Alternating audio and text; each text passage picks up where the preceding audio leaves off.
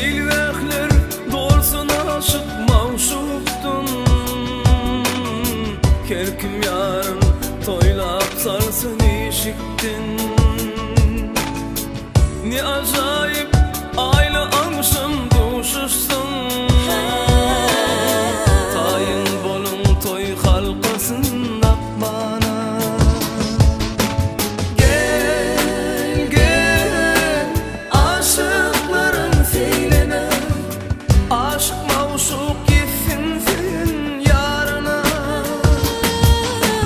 Gel gel aşıkların filine, aşık mavşuk gitsin senin yarına.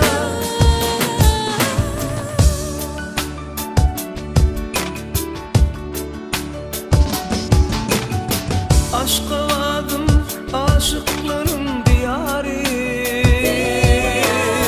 Mecnun bolmak yüreklerin hıyali.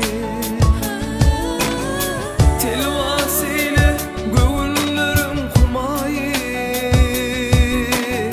Kanıt gerek gün coşup uçmana. Gel gel aşıkların filine, aşk mavşuk gitsin senin yarına. Gel gel aşıkların filine, aşk mavşuk gitsin senin yarına.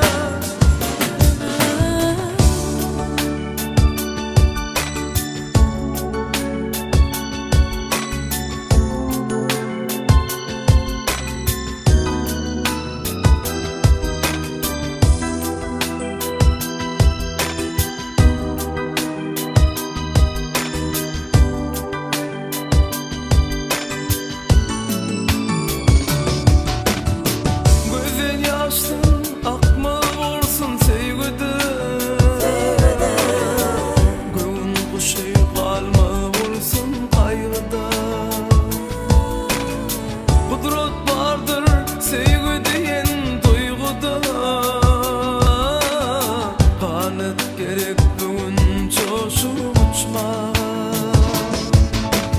Gel gel aşıkların filine, aşk mavşuk gitsin senin yarına. Gel gel aşıkların filine, aşk mavşuk